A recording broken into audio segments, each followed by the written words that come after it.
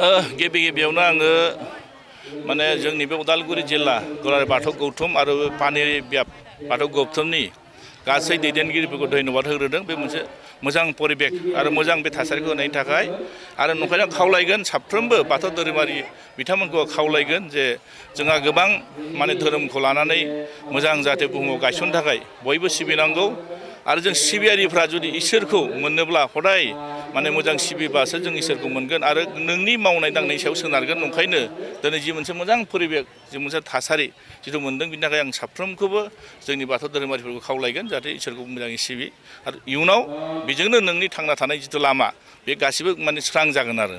इन्टारनेटनि गेजेरजों जिहेतु दायो सोलिगासिनो दङ बे समावहाय जिथु आध्यात्मिकनि साननायफोरा खम जालांदों होननानै बुंजागोन दायो। बेथ' गाव गावनि सायाव सोनारजोबगोन आरो दैदेनगिरिफोरनि सायाव सोनारगोन।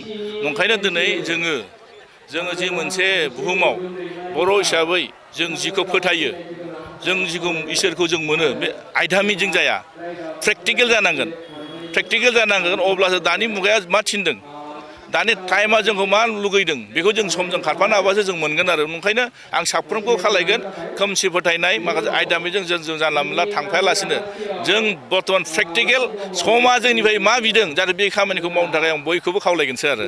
Thank you.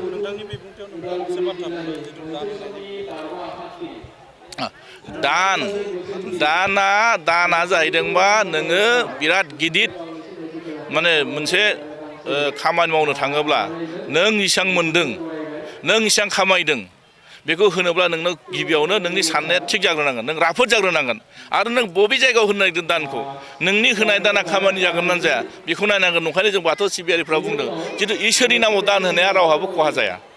नंखायनो इसोरनि नामाव दान होनो थाखाय आं खावलायदों जों दान जि मोनगोन बे दाननि फैसाजों जाहाथे नांगौखिनि जोंना थानसालिफोर लुनो गोनां दं, जायफोर धोरोमनि खामानि मावनो गोनां दङ बिथांमोननो जिथु दान होनो हायोब्ला निस्सय नों इसोरखौ खाथियाव मोनगोन आरो।